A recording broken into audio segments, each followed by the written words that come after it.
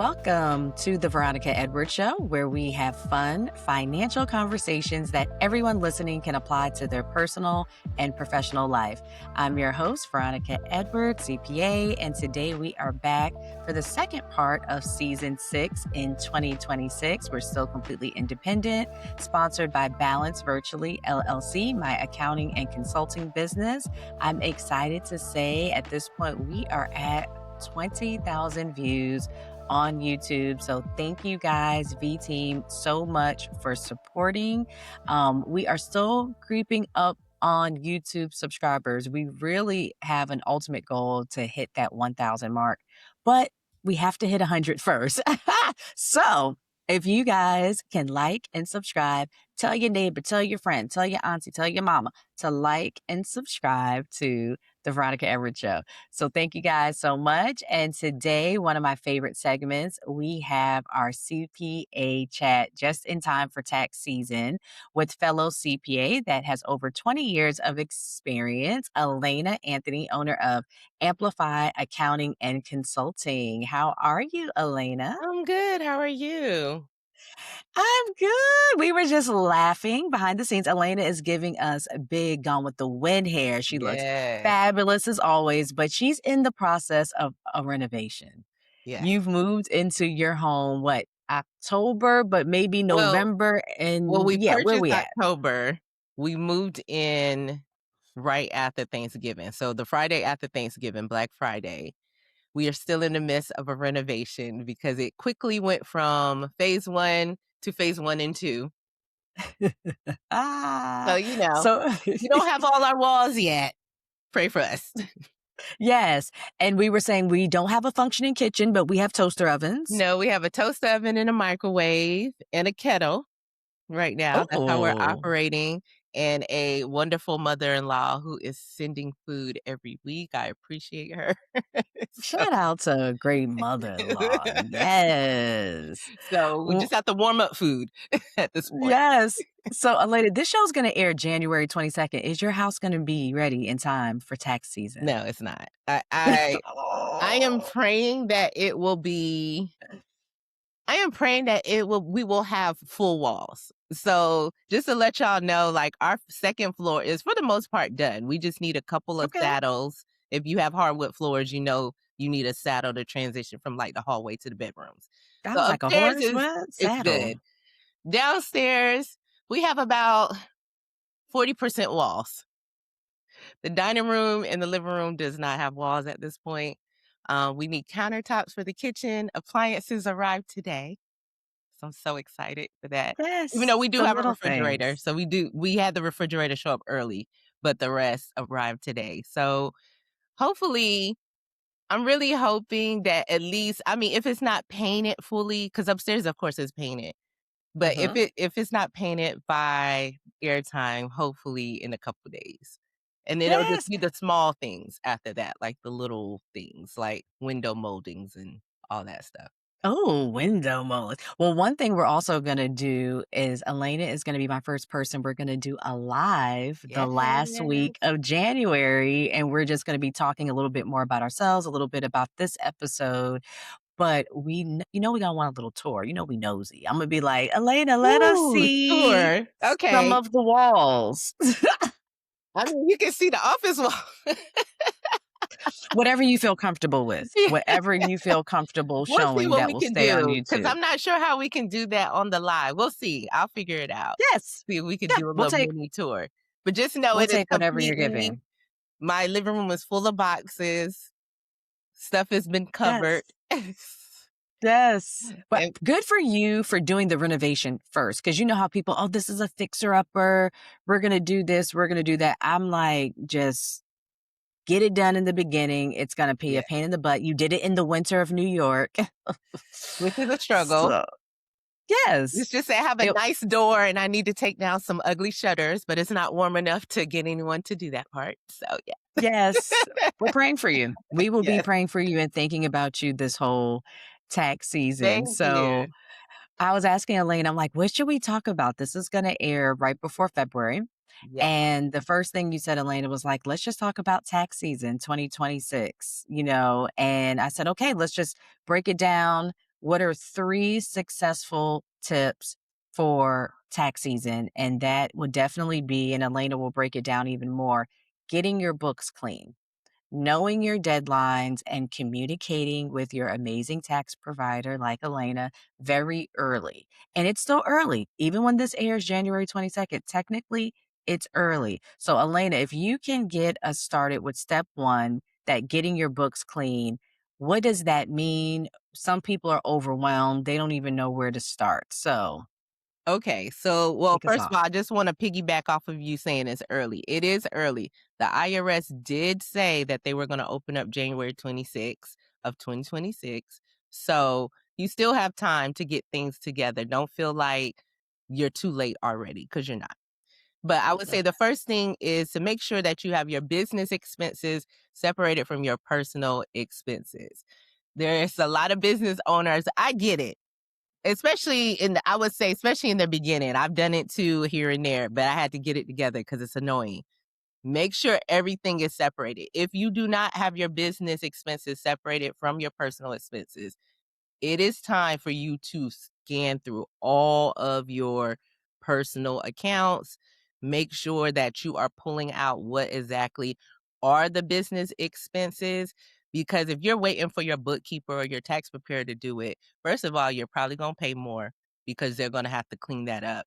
And second of Mhm. all, it just makes things so difficult. You're going to be, upset. You're going to be a little annoyed because they're going to ask you about everything they see. And so you want to make sure you have correct books so that you can record the right profit. And you only can do that if you actually have it separated. So, like some examples of the things that you'll want to make sure are separated is, of course, anything that you buy to support your business for like your supplies. So, if it's paper, if it's ink, if it's postage, if you have certain materials that you use for your business, depending on the type of business that you have, you want to make sure you have recorded that. All of your software subscriptions. And this one is a popular one that I've seen on personal. Like you'll see Canva on their personal bank statements because I've had a person send me personal bank statements in addition to their business because it was so commingled. And so I had to tell them, Mm. move this over because you could easily move that over. Even if and I hope this is not the case, but I do understand early on when you're just starting out, you have expenses, but your company does not have income per se, or doesn't Mhm. have a lot of income. You need to put that income in the biz. Well, not income. You need to put contributions in your business so that Yes. your business has starting income just to cover those bills so you can have it separate. So all your QuickBooks, Canva, Zoom, Adobe, all the software you use. I know some people they use like different CRMs like Honeybook or like if you use DocuSign or anything like that. If you Mhm. purchase any equipment. Now, this equipment, depending on the cost, you can expense it in the beginning. But if it's something more expensive, then we could talk about that later. We'll talk about it. But you bought any like a laptop or printers or monitors, you can either expense it or depreciate it. You can your business phone number if you have one. Any Mhm. costs associated with that, any costs associated with internet. If anything that you pay, like even when you pay to get your taxes done, right? Depending on how you're set up, that is a cost that you can deduct, especially if you have like a bookkeeper or if you have your own personal CPA, if you have a lawyer who you use here and there to pay for items, you want to make sure you have that on there. If you have payroll, any processing fees, all of that is deductible. Mhm. Business licenses, permits, especially for the people kind of like I think of the people in the construction space. Those Yes. permits that you pay to do jobs, that is deductible for you. If you have business insurance, which I am going to recommend people get, if you don't have it and you can't, well, I want to say if you can afford it, but it's one of those things I think you should just get. Make Yeah. sure you are deducting that. We can talk about the home office expenses later, but that is something that you can also expense. Utilities or your office rent if Mhm. you have office rent. If you're doing any type of advertising, so that includes like your website, the hosting for your website. If you have any cards, any flyers, if you're paying for ads, all of that is tax deductible. If you got a new logo or you had kind of like a rebrand, those costs are deductible. If you have any type of coach or consultant that you're using to help you expand your business, you want to make sure Mhm. those costs are recorded because that is typically a higher expense than most things. So you want to make sure that you have that recorded also. And then, like any conferences or continuing ed that you're doing, any certifications that you pay for. I know there's this group that reaches out to me for sponsorship all the time. If you are doing sponsorships, that's something that you actually can write off as a business owner. And then, especially travel. I think travel is one of those things. Now, I'm going to say with travel, your travel should be business related. 'Cause sometimes Mhm. y'all try to write off just anything. And yes, some travel that is combined with fun can be written off, but it needs to be where you're writing off the portion that deals with the business, okay? Right. If you Right. add some days after, this is when it flips to personal, okay? Mhm. So just think Mhm. about that. But, flights, hotel, if you have a rental car, you can do your meals if it is a business meal, right? But that know that meals is 50%. So when you provide your accountant or your tax preparer with that amount, it's going to be 50% of that amount. Okay? So just keep that in mind. And then, of course, if you made any contributions to your retirement, you want to keep that in mind. If you're paying for health insurance, that is something that you definitely want to write off. I noticed in my experience, people don't think about the health insurance, especially my small business Mhm. owners, because they're just trying to make sure they have insurance, but they don't realize like when you're paying for that through the business, then that is a write off for the business. And then if you give your employees like any type of benefits, that is something you also can write off. Ooh, Elena, I got so many things I want to highlight. Okay, so one of the things that you mentioned is travel. Yes. And, asking for a friend. You know how people be like, well, I mean, I had one conversation about the business and it's a family business and the whole family was there. Can I write that off? And to your point, Elena, let's be reasonable. If Yeah. we're going to take a whole trip to Disney World, regardless if we had the business, is that really a business trip? But if I took a full day out of my trip and I was on calls and I'm doing certain things, well, then maybe I can write off a percentage of that. Based off of your experience, what is your rule of thumb that you tell people to just make sure that they don't go on the deep end when it comes to travel, when it's clearly commingled? Right. So I say, first of all, let's talk about initial intent, right? So if it's a family vacay and then you ended up working, I would say for that day, you can write off whatever for that day. But that don't mean go crazy and write off everything that y'all paid for or, Right. like if you went to Disney, like you said, like the interest to the park and all of that. No, that's not it. Right. But if you had the intent of maybe doing like a retreat for the business, that I Mhm. can let you say like, "Okay, we're gonna write off this whole retreat." Now, when you tell me the retreat was Monday through Thursday and you stayed through Sunday, that's where I'm gonna cut the line. Friday, Right. Saturday, Sunday, everything from there is personal. Yep. And even when it comes to travel for conferences, I find that a lot of people don't think that they can write that off. Oh, Elena and I are CPAs. There's continuing education conferences all over the place. Hey, stay for 3 or 4 days. You might get 10 or 15 hours of the 40 hours that we might mhm. need.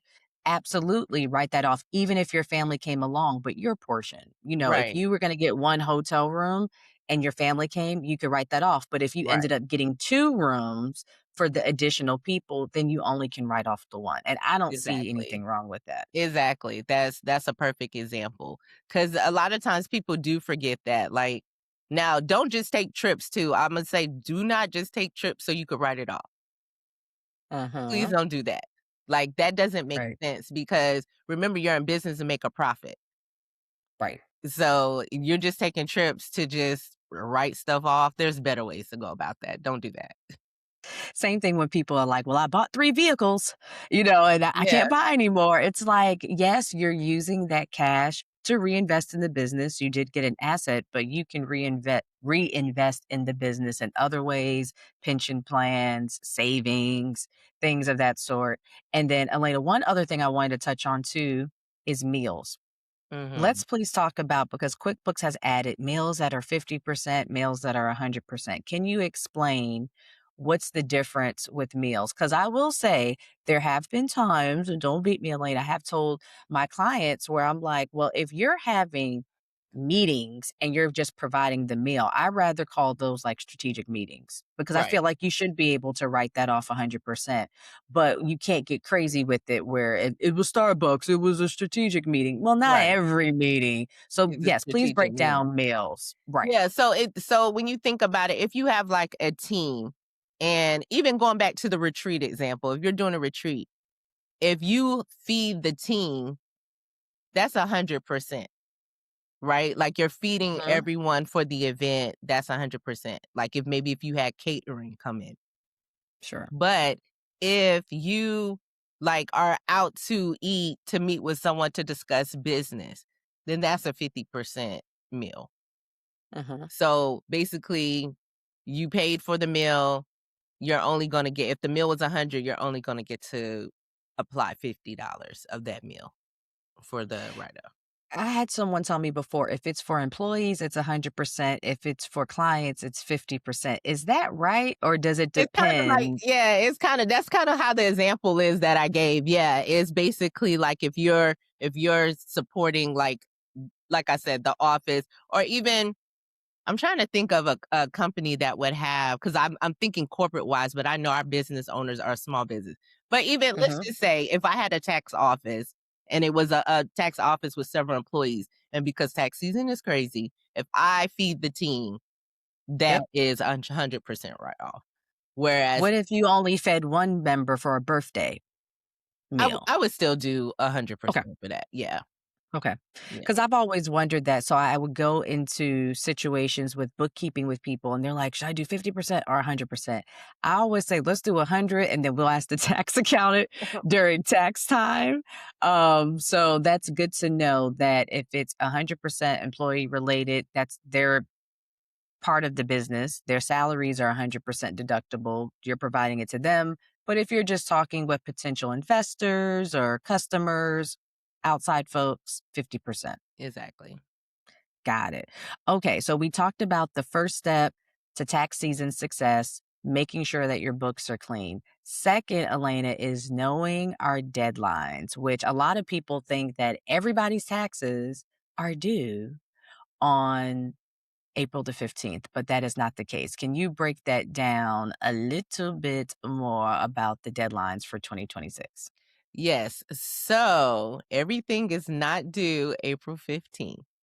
So let's just start with like January 31st, because that Uh-huh. is the first deadline that's coming. If you have employees, they need their W 2s by the 31st. If you have contractors, they need their 1099 NECs by the 31st, and you have to have all that stuff filed by the 31st. So when you file it, you're filing it and it's going to the IRS. So the IRS has a copy, and then a copy should go to your actual contractor. Now, there are heavy fees and penalties if you do not file this on time. So if you have not started at this point in getting your 1099s together, please, and your W 2s, please reach out to someone to get those taken care of if you do not know how to do them yourself. Every employee should get a W 2. For contractors who get 1099 NECs or there are some that get 1099 miss, but though it's not many of Uh-huh. them. Those, if it's over $600, you are required to send it out for 2025. Uh-huh. Next year will be 2000 for 2020. Yes. Yes, but $600, you're required to send it out. I do know some companies will still send it out if it's less, but just know, like, there's no leeway once you hit $600. Absolutely. So that's And the so first that's thing. Go ahead. yeah, I was gonna say, that's why I kind of feel like tax season doesn't start officially until January 31st. Me But to too. your point, Elena, you have to prepare ahead of time. It is January 13th right now that we're recording. I just met with a client yesterday to go over 1099s. And one thing I want to add is because this company, they're paying certain contractors through a payroll provider, but then they're paying other people via check. And I told them, I said, you're going to have to pick one system to electronically file. You can't say, I'm going to file some 1099s electronically through Gusto and then file some other 1099s electronically through QuickBooks Payroll. Have you run across that, Elena, where some people don't realize like there's one summary sheet for W-2s and there's one summary sheet for 1099. So you have to decide how you're going to process it. Yeah, I have ran into that. And I just say, like, I know that people don't necessarily, sometimes they're not thinking about how it affects them organization wise, but also they're thinking maybe like, oh, it'll cost less if I cut a check for certain items. Just pay all those things through. If you're using Gusto, or if you're using ADP, whoever you're using, just use that. Because Yes. I will say, and I only could speak for Gusto. Well, I know ADP does it also. I can't speak for QuickBooks payments fully because I've only had one client in all of my time use QuickBooks Hmm. payments, but it makes it so much easier if it's like one person, like one place doing it. And depending on who you with, they'll handle all of that for you. Make your life easy. Like Yes. your where you have your expertise in is your business, not the accounting piece. So save yourself. Don't have people who you're cutting checks to separately, and then you also still have to issue them a 1099 because now Mhm. your payroll provider doesn't have it. They don't have the information, Yep. and it makes Yep. things difficult. I totally agree. I was just talking with somebody. I'm like, okay, it's January. Like, again, it's early. Now you can plan for 2026 and just pick one or the other. But you're absolutely right. You have to start remembering, like, well, did I go through this company or did I do it this way? I can't remember what I did last week. Right. So we definitely don't want to do that. So, okay, so we have some January 31st deadlines. What do we have after January? So then we have March 15th. March 15th, if you have a partnership or an S corp, that is your deadline. You do not get until April 15th, like the C corps and the individuals who file their personal taxes. So by March 15th, your taxes needs to be filed. You can file an extension. It has to be filed by March 15th, or you'll start receiving penalties for filing late. So make sure that you get those in. It also makes it a lot easier for those who are S corps and who are partnerships because they are able to, like, once you have that in, you get your K1 and you can file your personal taxes. So make sure you get that in by the 15th. I'm keep saying March 15th because a lot of Mm-hmm. people get confused with C Corp deadline, which is April 15th. So Mm-hmm. speaking of C Corps, your taxes are due April 15th. Mm-hmm. That's also the individual due date. So if your personal taxes are due that date. And also for my sole proprietors and my LLCs, I want y'all to understand because a lot of times people don't understand. Your If you're a sole proprietor, your LLC, you have a Schedule C that is attached to your personal tax return. You do not have a separate tax return. So all of that is due on April 15th. And Good to need an know. extension, file it. Yes, because yeah, you have that extension, but there'll be some interest, but it's better than having all these penalties. You Mhm. can have, and you're in compliance, Yes. like there's things that will be held against you if you have not filed and you have not paid. So that is definitely good to know. So yes, extensions. Most of my folks, I don't know about you, Elena, file extensions. Yeah, they do. It's a lot. We like to get it out the way. Like if my taxes, I'm an S corp, so I do my personal and I do my business taxes by March the 15th. I'm like, let's just Get get it it done. done. Yes. Yeah, most of my people file extensions. I will say when you file an extension for S corps and partnerships, it's due September 15th. And then for individuals and C corps, it is due October 15th.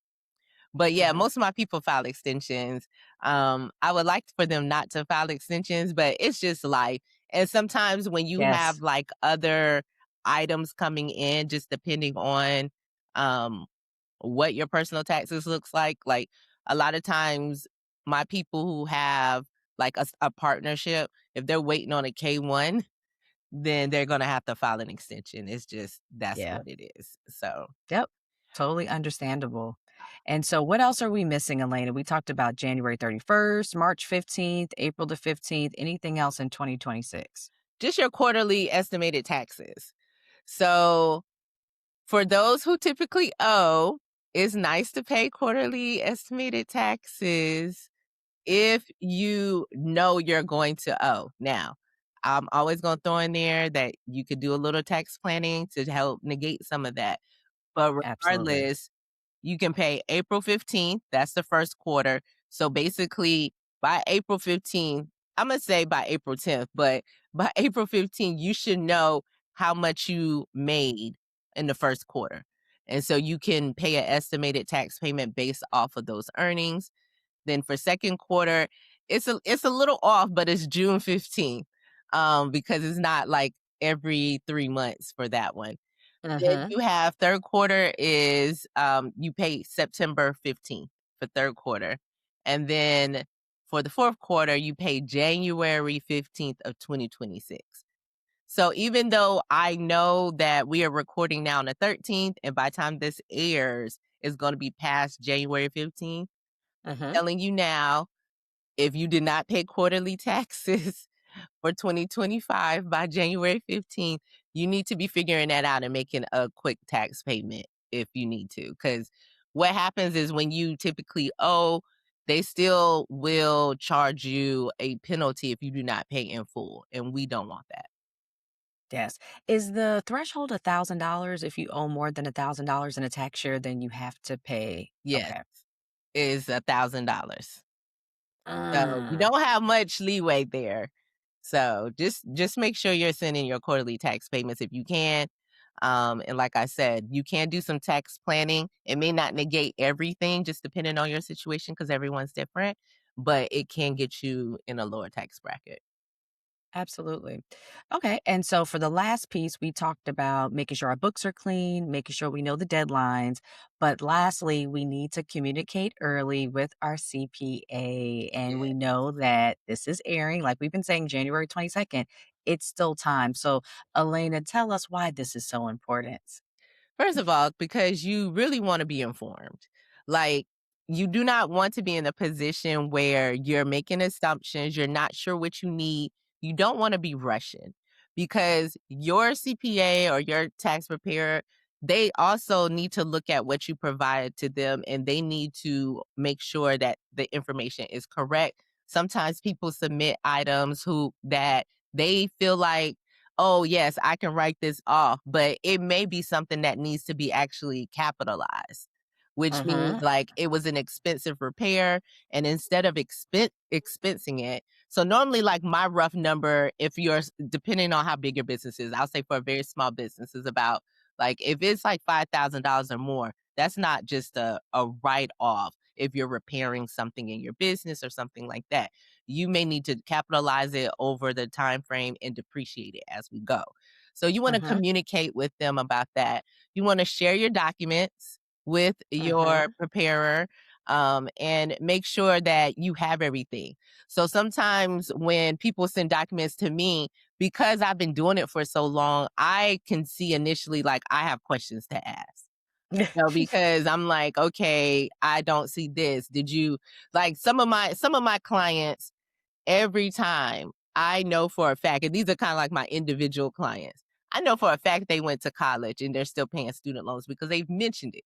And I'm like, Mm-hmm. okay, I'm looking at their net and I'm like, they still can get a write off for their interest on their student loans. So I'm like, Mm-hmm. did you get this form? Did you get a 1098 E? And they're like, oh, yeah, let me go find it. So you want to go Right. ahead and send everything early. If they have questions about their bookkeeping, that's something you want to send. I would say like I received some documents at the end of last year. I had a client, they had like major repairs, like stuff they could easily write off in the other category in their book.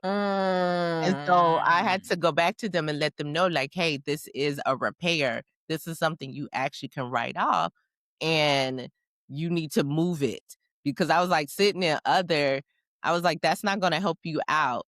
And I was like, if you don't think that, and I'm not saying this for people to be scared, you just have to Mhm. know certain things are scrutinized more than others on your tax Exactly. return. And so you don't want a large other category. Like your other stuff should be certain things. Like, I'm like, if you do coaching or you do some consulting or something, that might be there, maybe. Right. But Right. a repair that large, like it was a large a repair, and in their business, it makes sense, right? It's ordinary and Mhm. necessary to their business. I'm like, that needs to be in repairs and maintenance. So you, Absolutely. you want to see, you want to make sure that they have your document so they can go through it, make sure it's right. Because for me, before I even start your tax return, I'm going to review your documents and make sure Mhm. they make sense. Also, you want to use this time to like be able to make some plans, especially if you're a small business owner. I think the earlier you file, even if you don't file yet, but your tax preparer starts early, then we can kind of look at things and see what options you have available. Now, Mhm. after the year ends, it's not many options available for tax planning, but there may be something that you could do to help reduce your tax liability. Most of the time at this point is retirement. There's a couple other things, but that's more advanced. And so if Mhm. there's money available, maybe you're able to do that. Or it'll give you time if you do owe and unfortunately do not have the funds available. Yes. It'll give you time to try to get those funds available before the actual due date of the taxes. Mhm.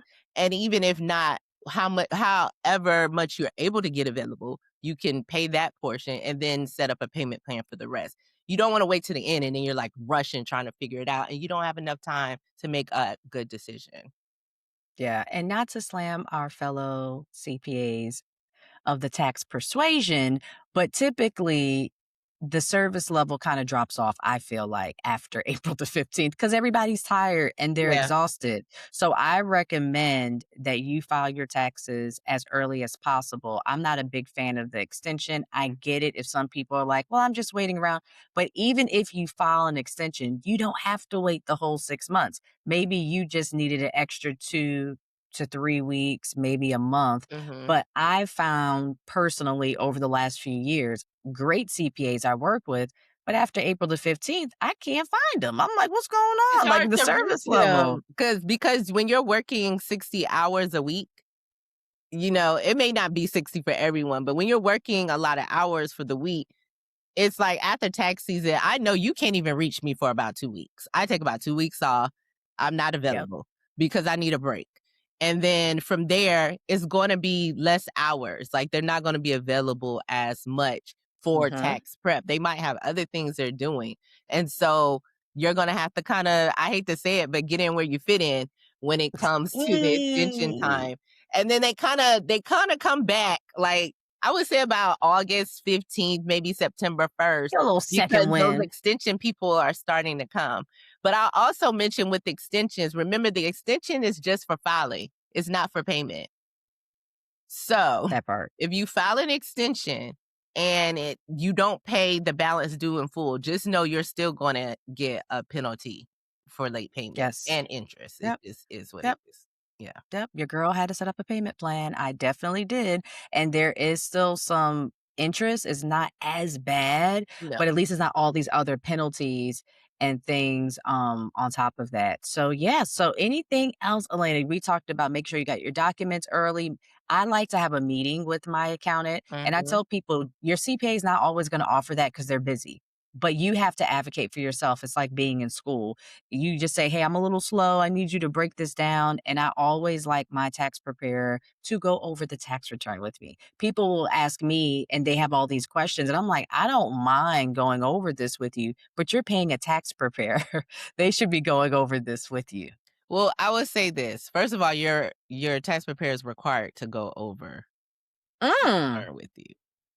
Wait, let me say that again. They are required to go over. Okay. Now, it doesn't have to be like a 101. They can send you an explanation via video. But like you said, you have to advocate for yourself. If you have questions, ask the questions. That's what you paid them for. You pay them for a service. Ask the Yes. questions so that you can understand.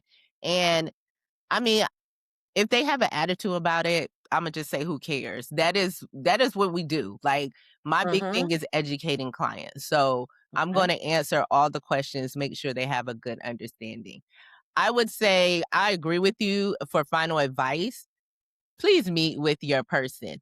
Like, even if you're just not sure about something. Like, I spoke to a friend who does taxes last week. She was reaching out to me to see if I do, like, nonprofits and churches, which I do not. But she was saying that Ugh. her client started a church, just told her, and she was like, they have questions, so she's just trying to get an understanding because she's like, I'm probably going to refer them out at this point because I Mm-hmm. don't do that piece. So I would say definitely if you had some big changes during the year or you have questions, please meet with your person. I will also say going forward, before you make these Mm. big changes, like starting a Yes. church, or Yes. starting a business, talk to your person who does your taxes. Try to get in touch with them because, like I agree. After April 15th, it might be hard to get with them, but you want to have an understanding of how certain things affects your taxes. I've already started meetings myself. I had a meeting last night. I have a meeting, I think tomorrow, with someone else when they have questions about their taxes. They want to see how things are going to affect them. They have big changes going on. Yes, and I've had people blowing me up. "Hey, I'm trying to get in contact with Alanna. I'm trying to get in contact with another person I refer." People are listening and they're realizing, "Let me get ahead of this." I think the time of us just putting our head in the sand like, "Oh, Imma have to pay all this money." Let's just deal with it. Like you said, Might the as year's well. over. So, as we've talked about before, a budget, a plan will always make you feel better. It just puts your anxiety, everything at ease. And, Elena, there's so much more I wanted us to talk about. We need to have a whole show talking about other income Oh and other yes, expenses and yes. that black hole, or talking about the difference between home office and utilities, or mileage versus vehicle expense. And you mentioned a little bit with repair and maintenance versus capital, but we at least wanted to give everybody the top 3, which is very simple. Get your books in order, separate your personal from, your business. Make sure that you know your dates, because I definitely switched my business structure and I was like, "Oh, I gotta get stuff done a month early," and I'm a Mhm. CPA. So all this stuff is free, it's online, you can just Google it. Alanna, you've mentioned before, which I've been telling everybody, there's a tax calculator on the IRS Yes, it's website, my favorite. It is and my it's favorite. free, and we will have that information below. But thank you so much, Alanna, in the midst of building your walls in all of your house. Ah, Moving, all the things. I know that you've been very involved with things that's been going on with your family personally. So thank you so much for making time. And also this tax season, I told Elaine I want to get my feet wet again yes, with taxes. he's So gonna be doing some taxes, so if you're Veronica's client, you yes. might as well work with her. Yes. And Elena will review everything. She'll be my fairy godmother when it comes to taxes. So Elena, please tell us about your business before we go, how people can get in contact with you. Yes. So I am the owner of Amplify Accounting and Consulting, where we provide tax strategy and we provide tax preparation. So we're running into the season also. You can reach us at our website at www.amplifyac.com, or you can email me at hello@amplifyac.com. Because, girl, I be sending it to info at hello. Okay, Yeah, at hello. hello. Look, I told Veronica I had 2 emails, y'all. It just wasn't necessary. It's just crazy. So I finally got rid of info. Well, I didn't get rid of it. I just suspended it so I don't have to pay for it. Yes. And then we just Yes. have hello right now. Just make it a little bit easier. Info Yes. sometimes seems a little like I feel like it seems a little scammy. I hate to say it, but that's just No, a lot of people have that hello. So I haven't researched to see where that's from, but a lot of business owners have it. So yes. it's legit. Well, thank you so much, Elena. And thank you so much for the V Welcome. team. Yes. And then we will definitely always have this series, quarterly. So Alanna, we'll try to squeeze Alanna in before the end of tax season so we can get some advice. But as always, please subscribe to YouTube. We also have prior shows on veronicaedwards.buzzsprout.com so you don't have to miss any prior episodes. And until next time, stay balanced and financially savvy.